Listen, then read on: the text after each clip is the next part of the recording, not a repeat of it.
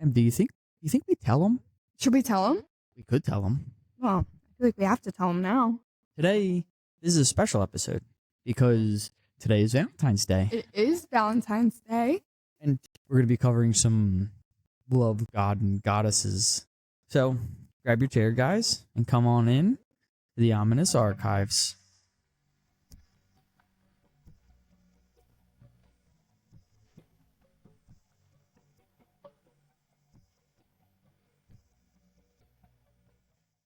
I guess I'll start. I think you start. All right. I'm just going to say it right off the bat. I'm going to do my best with pronunciations. Mm-hmm. Bear with us, please. Yeah. So today, I'm going to start with Hathor. She was one of the 42 state gods and goddesses of Egypt. They began worshipping her in the early dynastic time, which is like the 3rd millennium BCE. It's crazy. Yeah, we're like way back there. We don't even have years. Yeah. And it says her, if you hear the squeaking, now that we've been interrupted, or it's Archie. It's Archie playing decided with his to- patron. Yeah. His Paltrone. It's not Patron, it's Sorry. Paltrone. His patron. He's still young. Anyway. So it says her center of worship was Dendria. So I guess they have, I want to say temples. Yeah. She was one of the most popular and powerful goddesses. Love. Yeah, I thought that was pretty cool when they said that. Popular. I'm not even going to get into it. Nope. You're not going to get me to bite. But she wasn't just like a love goddess. She was also a goddess of beauty, music, dancing, fertility, and pleasure. Goddess of dancing. I Yeah. love that. Right? This diva. I know. Was also the protector of women. I Even- really love her. Yeah, right? So she had priests as well as priestess at her temples. She was the wife of Horus. She was also associated with the mother of the pharaoh in her role as Horus's nurse. Her main animal form was a cow, which was strongly associated with her motherhood. Not exactly. It didn't explain how that correlates. She was also the daughter of Ra and was sometimes called the Eye of Ra in her role as the sun god's defender. She was also, like with being the goddess of beauty, she was also the patron of cosmetics. Up. Yeah. Wearing cosmetics was seen form of worship to Hathor, and offerings of mirrors or cosmetic palettes were common for her, which is kind of cool. Instead of like food and everything, they would leave palettes, which is also really cool. The fact that it was like dates all the way back to there, Right. you know, like way back. Obviously, I don't know anything about makeup, but knowing that it dates that far back is pretty cool. Doesn't shock me. The girlies always knew what they were on to. I definitely don't. So, every year, her statue was carried in a boat to Idfu, Sure. to be reunited with Horus. She was also called the Lady of Treposi in Sani Turquoise. Yep, that's where our names start going all Yeah. over the place. Along with Necropolis. I think I got that one right. Of I was going to say Thebes. that one sounded right That one's to me. didn't it? Yes. Not so much. That one? Yeah. She was also called, like I said, Treposi from the Sania Turquoise, and then Necropolis of Thebes at De Al-Rawa. And then she also became the Lady of the West and Patroness of the region of the dead. And it said that women, like worshiping her and everything, they would end up aspiring to be assimilated with Hathor in the next world. And kind of like for some comparison, Hathor kind of compares to the Greek goddess Aphrodite. That's kind of the basic, super basic gist of Hathor. And yeah, I think I'm going to turn it over to you, Em. Coming think over we're to going- me. North, Coming to me. going to you. First one I have on my list here is Miss Freya. Freya was most renowned of the Norse goddesses, who was the sister and female counterpart of Freyr and was in charge of love, fertility, battle, and death. Which is definitely fitting Yeah. for like a Nordic. Mhm. Yes, For sure. definitely. Some like main just like blanket characteristics. When you think of Freya, you think of the chariot that was almost always like shown to be pulled by two cats. I just love that. I feel like it's just so girl boss. If I'm gonna be pulled around by anything, let it be some two cool cats. I love it. She also would ride a boar that, please stay with me here, was named Hildisvini. That was her boar's name. So when she wasn't being pulled by her chariot of two cats, she was riding her boar, named Hildisvini. What I was gonna say, it's very Viking. Oh yeah, for sure. Another characteristic, she was always wearing a cloak made of falcon feathers. Freya owns the necklace, bear with me, Briggensimin, which symbolizes fertility, which is where the goddess of fertility comes from the necklace. She also uses a staff to predict the future. That's cool. So sick. Yeah. So sick. I read that. I was like, I didn't know about that little tidbit. I'm telling you, I knew there's a about small the cats. You knew about the cats. I knew about the cats. Well, you have cats. I do. It's like the cat thing. Mm-hmm. I have a friend whose cat's name is Freya. Literally. Ah, there it is. Mm-hmm. No, the whole Nordic Viking. Yeah. Like, I'm telling you, I watched the show Vikings, and then I was like, dude, this is like wild. Sick. I mean, the show does its own thing. Mm-hmm. Watching it just intrigues you into that whole religion. Freya has sacred meadows that were called Folkvang, where half of the warriors who die in battle would go to. So, they were her sacred meadows. Her father was Njord, who is a sea god. Her husband is not even going to pretend. O-A-R? So I want to say or, but like I know that's not how it's pronounced. It's got like the fancy letters, so I'm so sorry to her husband, and I know that's not the pronunciation.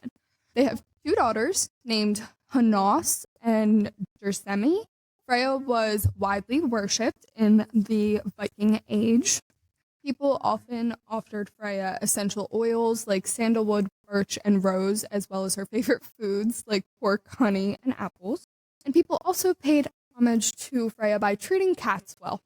I love it. I love it.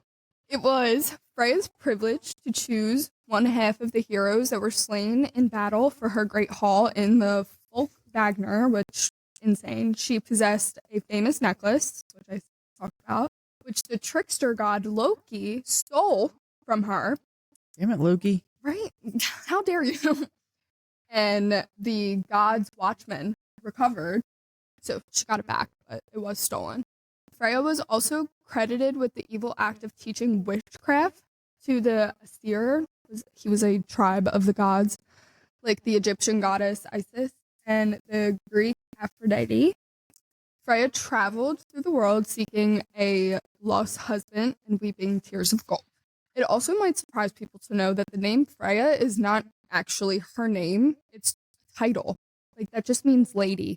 Really? Like, friar means lord. Friar. Does she have a name? Or is she just woman? She has a few nicknames. Mardal, Horn, Geffen, and Sire became like her top 4 nicknames that she was known for because nobody actually ever knew her real name. Wow. The earliest form of the title, like Freya or Lady, would have been something like way, way before her time. Like, that wasn't even like the first time like Freya has been used as a title. It's just the one that she got stuck with, and it stuck with her. So it works. Yeah, right. It's pretty. I kind of like it, but it literally just translates to lady. That's Miss Freya. I had no idea. I think the staff is sick. The staff is You have a staff definitely sick. that can predict the future. Yeah. And a cloak made of falcon feathers that was like so specific that everything you look up, they talk about this falcon feather. Yep. It's not an invisibility cloak, though. Hey, nothing's as cool as an invisibility cloak. No. It's just In a simple world. simple world. We Yeah. don't have them. Shooting back to you. Yeah, coming back over here. Now I'm going to dive into the Roman goddess Venus. Ooh, Yeah. fun. I also am going to cover Aphrodite. They are, I guess, I want to say one and the same, but not. Yeah, Some things I differ. gotcha. Pretty much the same. We're going to talk about her too. But Venus was the Roman goddess of love, sex, beauty, and fertility. Period. Like I said, her counterpart was the Greek goddess of Aphrodite. And she was promiscuous. So not only did Venus have divine lovers, she also had mortal lovers. So her divine lovers, she had two. One was her husband, Vulcan, and Mars, or Ares. Oh. That story, it talks about Vulcan and Venus had like a loveless marriage and had no children. And about Venus and Mars' love affair. And then Vulcan cunningly trapped them in a bed with a net. Can I pause you for 2 seconds and ask a really stupid question? Did we name the planets after them, or did the planets get named after the gods? I think the planets got named after the gods. Okay, that's all. Yeah. So it's a very Silly question that I feel like I never knew the answer to. yeah. Although being the goddess of love and sex was not barren, she did have a ton of kids. I'm gonna actually do that over again. So even though Vulcan and Venus didn't have any children, her being the goddess of love and sex, she had many children from different gods. She had children with Mars, where she gave birth to Timur, his twin Metis, Concordia, and Cupid, or Eros. Eros. Wasn't that Eros? That's not Game of Thrones, no. It might be. It is something. It's something. Feel. It's definitely named somewhere. Mm-hmm. Anyway, Venus also had several mortal lovers as well. Her two most famous would be Anchises and Adonis. So Venus fell in love with Adonis. It said either because of his beauty or from Cupid's arrow. And she ended up having Persephone care for him until she could come for Adonis. But the two goddesses both grew enamored with him, and they ended up fighting until Zeus decided that Adonis would spend a third of the year with each of them, and then a third whatever he wanted to do. Oh, how nice. So he got his time. That is so funny. But he ultimately spent his time with Venus until he was killed by a boar. Yep. I wonder if it was. That's so funny. I wonder if it was Freya's boar. Freya's boar. Might have been Freya's boar. Could have been. That's so funny. According to Homeric, hymn to Aphrodite, like I said, kind of pretty much interchangeable. Anchises, and I know I'm butchering that, was a prince from Dardania, an ally to Troy. Ally. And he was seduced by Venus. She disguised herself as a Frisian princess. Slay. And then it was only 9 months later she revealed her divine identity. She presented him with their son Aeneas. And then Venus warned Anchises never to like brag about their affair, or he would be struck down by Jupiter. Oh. And he did exactly that. Period. And then was crippled by Jupiter's bolt. Can't say that she didn't warn you. No. She warned you. She warned you. So Venus also has some temples. And I kept finding these things about like cults. I'm assuming they're following. Yeah. And she also has a festival in ancient Rome. Now, her first appearance of like a temple was in 295 BCE. Wow. And it was Venus Obsqueens. And it pretty much just says obedient Venus. It's on the Aventine Hill. This temple was diffused with the Greek aspects and wasn't a new creation. So it wasn't like it was built for Venus. So it Right. kind of has Aphrodite cult too. Gotcha. Following. Yeah. And then in 217 BCE, the Sibylline oracle suggests that if Rome could persuade Venus to change her allegiance from the Carthaginian Sicilian allies to the Romans, the war would be won. Well, Rome laid siege to Eryx, offered the goddess a magnificent temple, and took her back to Rome. It was this foreign image that eventually became Rome's Venus the Mother. It's a lot. Yeah. Yeah. Venus is like the long one. Venus's month was April, I knew that. and it was the beginning of spring and fertility. I also knew that. Look at you go. Mm-hmm. How about that? Mm-hmm. That's when most of her festivals were going to be held. April 1st, there was a festival that was held in her honor of Venus Verticordia. Isn't April 1st is April Fool's, isn't it? No. I hate you. I hate you literally so much. It was so annoying. Like, shut up. I got a laugh out of it. So then on the 23rd of April, Vinala Urbana was held, which was a wine festival belonging to both Venus, the goddess of profane wine, and Jupiter. She also became goddess of wine. Love. Yeah. Shit, if I'm gonna be the goddess of anything, let it be mine. Yeah, right? Then there was another festival held on August 10th. Oh, right near my birthday. That was Venus' oldest festival, and it was associated with her form as Venus, like, obsqueens. Mm. She also has one, like I said, she just goes on forever. We love to celebrate Yeah. her. Yeah, she just gets celebrated all the time.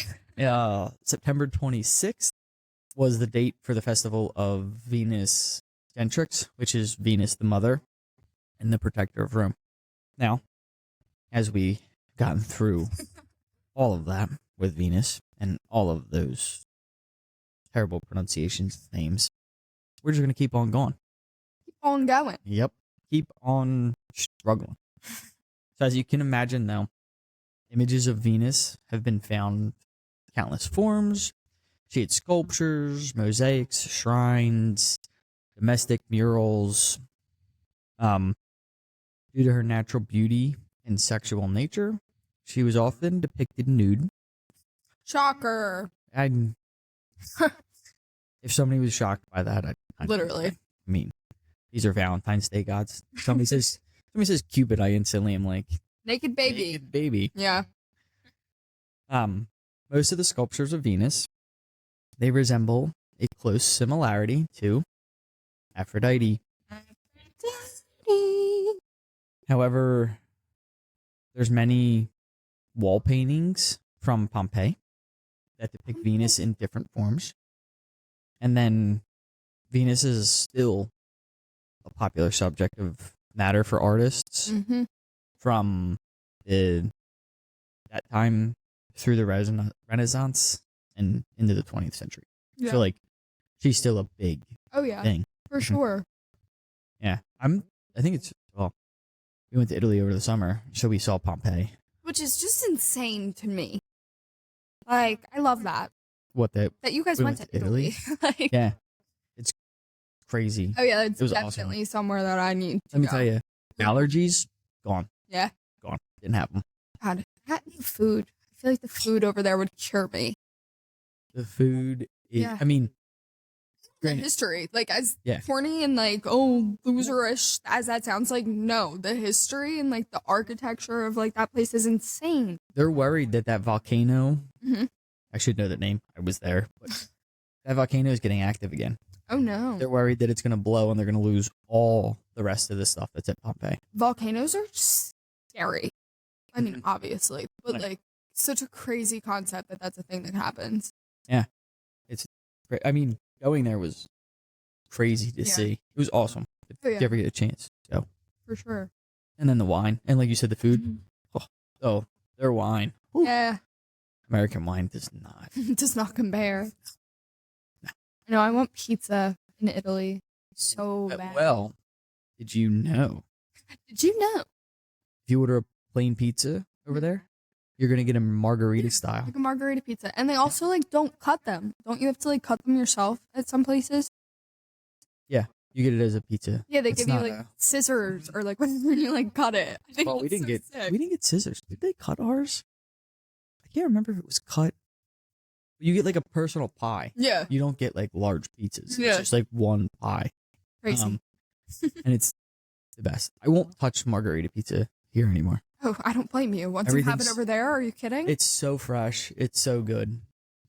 It's insane. And it was hard as hell to try and order French fries. Yeah. Language barrier is definitely something Yes. you have to factor in. Mhm. And we went to like a small mom and pop pizza shop in Hmm. Naples. Which Yep. is just crazy. Just, casually in Naples, no biggie. Oh, yeah. Hey, Naples. we waited a long time to get there. Oh, So- yeah. It was worth it. Well deserved. I believe it's kicked over to you now. Oh, is this thing coming to me? Yeah, it's coming over to you. Coming to me? Oh, right. Well, I know that Nick mentioned both of these actually in his little spiel, so I'm gonna go into depth a little bit more Talk about a spiel. because we can't talk about Valentine's Day gods, and obviously you have to talk about Cupid. You can't talk about you have to. Yep. So fun fact: Eros and Cupid are it's kind of like a Aphrodite Venus. Yes, hello. I Yeah. was gonna get there. Venus situation. Like they kind of coincide as one another. So Eros was the Greek god of love, or more precisely, passionate and physical desire. Without warning, Eros selects his targets and forcefully strikes at their hearts, bringing confusion and irrepressible feelings. I didn't know he struck the heart. Where the heck did you think Cupid had to hit you, Nick? I don't know, you know. Oh my god, be so for real. I know you're lying. No, You had to know. Thinking of Cupid had a heart. That's literally a song. but I mean, I was thinking of the Santa Claus. For whatever reason, I pictured that Cupid. Okay. They never show you where he shoots anybody, but I just assumed Actually, yeah, now that I'm thinking about it, sometimes I feel like every time I've seen you heard that. I just like threw my mic across the table. every time I've seen Cupid like in Disney shows, like when Cupid would be in them, they would always shoot you in the butt. Yeah. See? Shot in the butt. So I guess And you're onto something there. in case everybody didn't realize, I don't study this stuff. Learned about it in high school, maybe 8th grade. I don't think I ever learned about Yeah, this stuff in so- school. Well, so yeah, he shoots you in the heart, strikes you in the heart, bringing confusion. In the words of Hesiod, he, quote, loosens the limbs and weakens the mind. Sounds about right. Yeah. Eros is most often represented in Greek art as a carefree and beautiful youth, crowned with flowers, especially of roses. Roses are a common theme with him. I keep wanting to say him, then I say them because I feel like I'm talking about two yeah. people. You guys get what I'm saying. Eros and Psyche. Am I saying that right? Nope. S is not even the first letter. It's P. Psyche. Is that psych or psyche? I think it's like, Psych. Yeah. Yeah. Okay. I mean, tell me, I'll let us know. Yeah. Somebody will tell me I'm wrong. Because when I looked it up, it just kept telling me what it's like. I appreciate pronounced being as. told that we were wrong. Yeah. Honestly, I'll take it. Make sure we're better. Alright, sorry about that cutting that you're gonna have to do there. I'm back. Okay. Eros and Psyche are a common pairing in the sculpture of ancient Greece and Rome. According to Hesiod in his Theogony, going with like theory, it's like the same thing. Eros was one of the primeval gods who, along with Chaos and Gaia, who was Earth, was responsible for the creation. Here, he perhaps represented a universal type of love. So, in other traditions, such as the Orphic cosmologies, Eros is born a hermaphrodite from an egg which was put by the Titan Kronos, who represents time, into the womb of Chaos, which is just wild. Okay.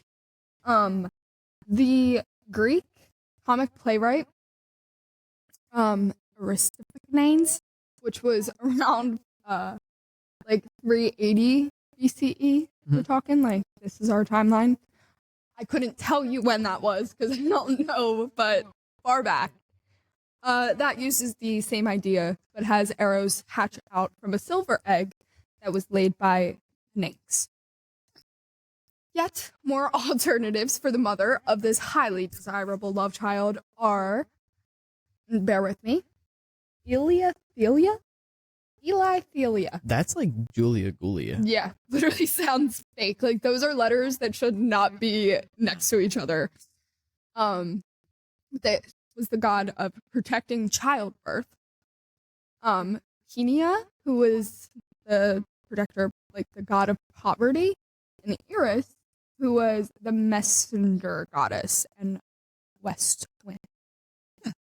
More commonly than all of these other versions, though, Eros was regarded as the winged acolyte or assistant of Aphrodite, goddess of love, beauty, and desire. He was also sometimes regarded as the child of Aphrodite, with Ares, the god of war, as his father, and his brothers were, if you're going with this definition, his brothers were Deimos, who is fear, Phobos, who is panic, and Harmonia, who is harmony. Fear, panic, and harmony. Yep. I'm not sure I'm naming my children after the harmony is fine. Harmony is a great name. Fear and panic. I feel like you're setting yourself up. Yeah. So that's in some traditions. That's believed his family tree. Eros also had a younger brother, Anteros, who was a much darker figure and an avenger of unrequited love. Never heard that one before. No. Like, never heard that version of it. That would be crazy if, like, Eros and Cupid had a little brother running around that was dark. Yeah. And, like, the complete opposite. Oh, where there's light, there's dark. Isn't that how it goes? Yin yang. Yeah, literally. That's how it goes. Probably didn't do that right either, but. Anyway. Yeah. Makes sense. One side's white, one side's dark. In the Greek myth, Eros was associated above all with fertility, desire, and sexual love, and because such passions could prove very difficult to control, the god was considered something of like a trickster, like kind of like cunning, a trickster, like that type of thing. That's where he gets the whole, like when you think of Cupid, you're thinking like, he's kind of mischievous. Yeah. Like I think of like that little baby running around that's like mysterious. Yeah. Trickster's a good way to put it. Yeah.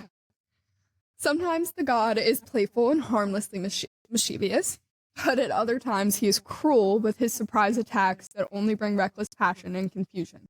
Because, like, that's the other side of it. Like, yeah, Cupid's all fun and lovey-dovey, like, makes people fall in love, but, like, shit, what if you get shot in the heart and, like, you already got, like, 5 kids in a marriage and, like, now you're in love with somebody else? It gets messy. That is... Messy. Messy. Mm-hmm. Yeah. They should be, like, off limits. Yeah, well, the lack of discipline and general unreliability of Eros may explain why he was never considered one of the 12 Olympian gods. Makes sense. Yeah.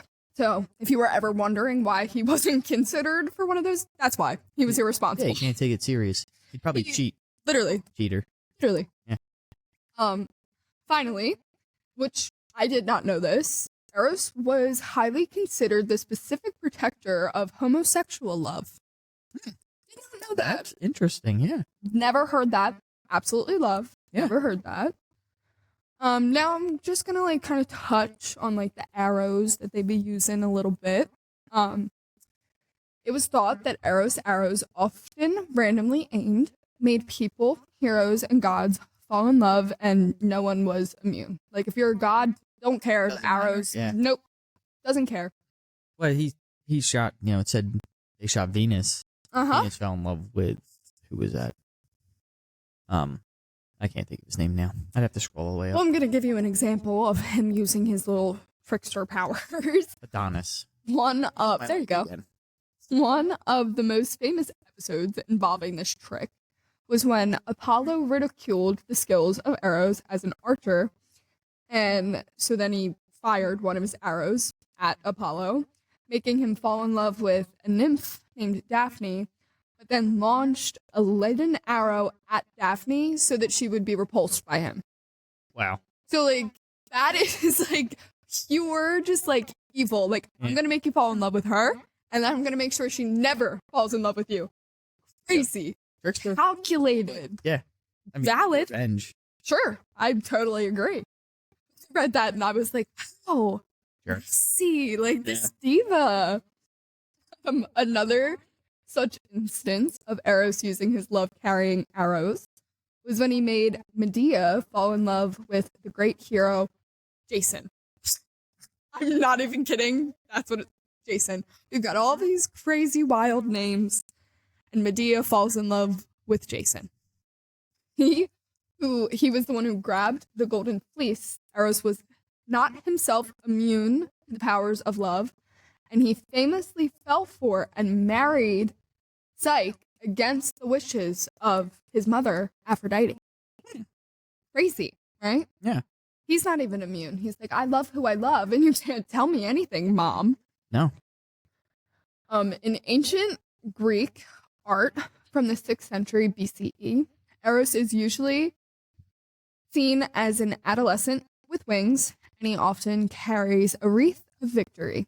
He may also hold onto a lyre, a hair, or a whip.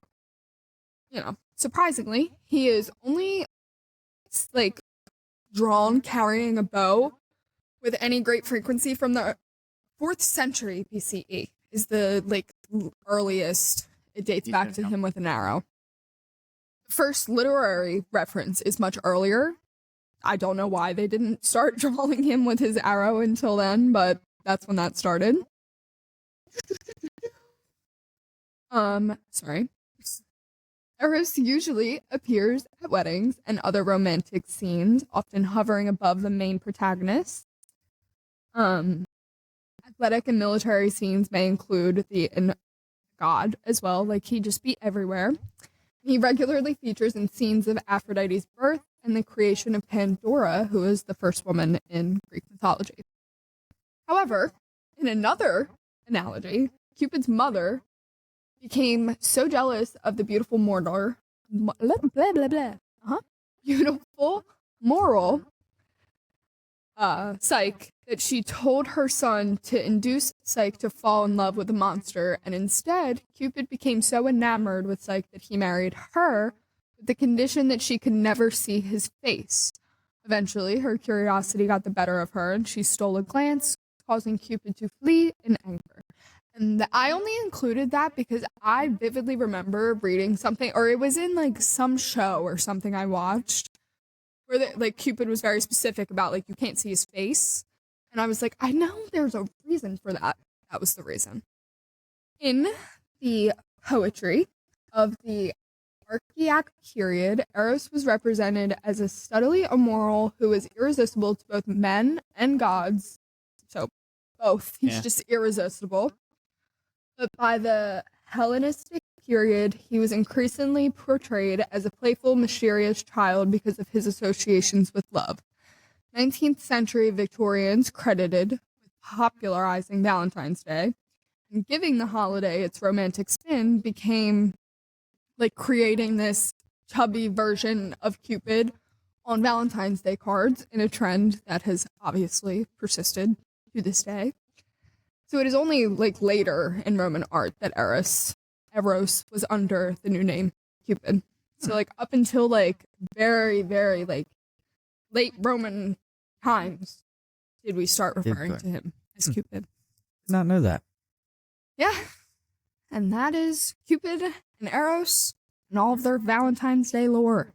Well, my next god is another god from Greek mythology. This is Pathos. He was a love god who was worshipped as part of the advisors or assistants to Aphrodite. So, what they say, she was the god of sexual longing, yearning, and desire, kind of like Cupid and Eros. Yeah. Which is interesting. He was one of the winged love gods known as Eros. Right? I was sitting here, I was like, wait, you're talking about all this stuff that I just Read talked about. and Yeah. talked about. But it doesn't say he was Aphrodite's like kid or anything. He was a like assistant or something. Yeah. This is where I was like, we're gonna run into something. Yeah. It completely gets like crisscrossed applesauce. In the late like classical writers describe him as a son of Zephyros, the west wind, and Iris, the rainbow. Aw. Representing the variegated passion of love. So, the last little bit I kind of have on him, this is what's kind of interesting because now there's three. So this is the three Erots, Pathos, Himeros, and Eros, were often depicted together on like Greek base paintings, which I guess kind of makes sense. Like when you see like I guess old paintings of them, there's always like two or three of them. I always think of like three like sculptors. Yeah, like like the old like sculpted like things. Like, yeah, that's what I think and then like at the museum, I think it's Battle of Smithsonian. The Cupids are running around. They're great. Such good movies. Yeah, I love Ben Stiller, but those movies were great, and there was little Cupids in there. I'm pretty sure there was like 3 of them, and if I'm not mistaken, they definitely, I think, were played by like I want to say NSYNC, but it's not. I'm pretty sure it's like a boy band now. I think, at least for singing. But anyway, that was all I had on Pathos. He's also a plant. Love. Yeah, I tried researching. I typed in Pathos. The first thing that came up was it was just all plants. It's the, like viney plant with the spade looking leaf. Yeah. Oh, that's it. You're out. That's all I got. Oh, I forgot. Oh my god. All right. Well, wrap it up. That means I'm wrapping this up. Take us home. Yeah, we're gonna take this home with Aphrodite. There's not much to be said that's different between like her and Venus. Her name comes from the Greek word Aphros. I do just think phone. Aphrodite is just such a fun thing to say. Yeah. Like whoever came up with that, like kudos to you. We also have a friend who is from Greece, so I guess that makes her Greek. Duh. Yeah. That's how that works. And she's probably gonna kill me for literally mispronouncing these. I should have. Why didn't I reach out to her? Idiot. Anyway, her name means foam. Foam? Okay. Yeah. Because she apparently was born. This is interesting. She was born from white foam that was produced by the seared genitalias of Uranus after his son Cronus threw them into the sea. Yeah. Sure. Yep. Love it. So, most everybody knows her. Greek goddess of sexual love and beauty. She was also worshipped as a goddess of sea and seafaring. But I also found that she wasn't just that. In Sparta, Thebes, and Cyprus, she was also honored as the goddess of war. That was pretty interesting. Some believe her worship came to Greece from the east, as many of her like attributes recall like Middle Eastern goddess Ishtar and Astarte. Homer says that she's the daughter of Zeus and Dione in the book The Odyssey, one of the versions. She was mismatched with Tius, and she consequently spent her time philandering with the handsome god of war, Ares, which kind of fits the same story as Venus. Yeah. Of this, she becomes the mother to Harmonia, the warrior twins, Phobos and Deimos, Eros, the god of love, which are all the same pretty much as Venus. Sound the same, names are a little different. So for her most important mortal lovers were the Trojan shepherd. Oh, duh. She had the same mortal lovers as Venus, Anchises and Adonis. It's the same thing.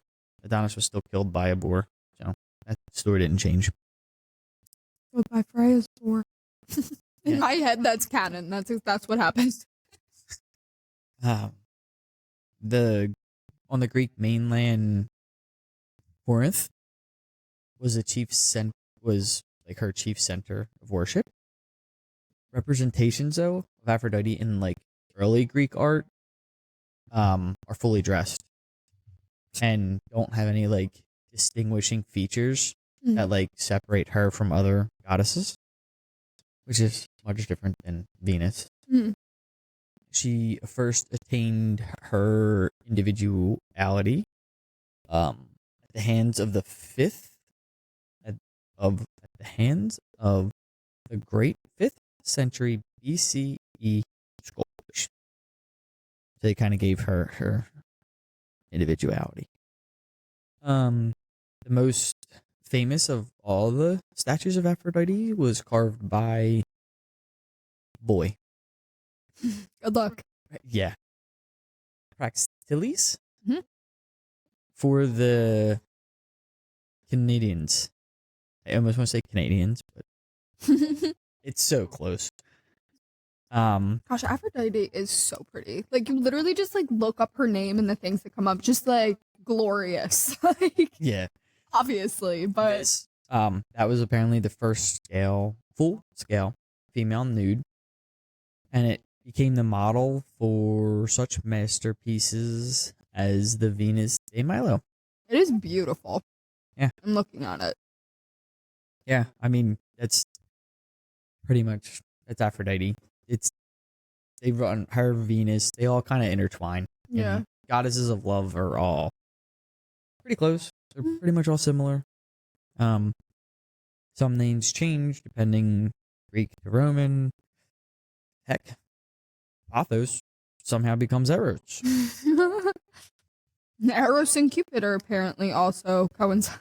Yeah, we definitely tried to separate things, and in the beginning you're like, oh yeah, like this is good. I know Venus, I know Aphrodite, and then you start looking up and you're like, oh, I know them because they're practically the same. Right. There's so much on so- all of them. So we kind of hit the common love goddesses, couple of gods. And then we also had like Hathor and Freya, which are kind of, I don't want to say unpopular. Yeah, People but know like them, lesser known. They weren't, they were lesser known to us. Yeah. And hopefully, we kind of didn't like bore the heck out of you with going through the Venus and Aphrodite and stuff like that. And we hope that you guys are going to keep listening and that you guys go follow us on Instagram at Ominous Archives. on X. Ominous Archives. And if you want to reach out, correct us some, whatever, you could email us at ominousarchives@gmail.com. that is going to wrap up the Valentine's Day special. It is. Crazy. You doing anything for Valentine's Day? Anything for Not- the night? Nothing crazy. No? No. Oh, Yellow Jackets comes out. My show. So you're going to watch that? Yes, I'm watching Yellow Jackets. The first 2 episodes. I literally cannot recommend this show enough. You have to have a big stomach for it, but if you can stomach it, great show. If I can watch it, the average person can watch it. I highly suggest it. And if you're listening to this podcast, I feel like it's something that you would definitely enjoy. So That's my Valentine's Day plans. Okay. How about you? I don't think we're doing anything. We're keeping it low key. Yeah. Got a couple special gifts and stuff like that, but nothing too crazy. Well, we hope you guys all have a wonderful Valentine's Day. Thank you for listening Yeah, we to us hope on you this enjoyed. Valentine's Day. You can check back with us next Friday, where we'll be back to the normal. I think we're gonna get on out of here. See ya. See ya.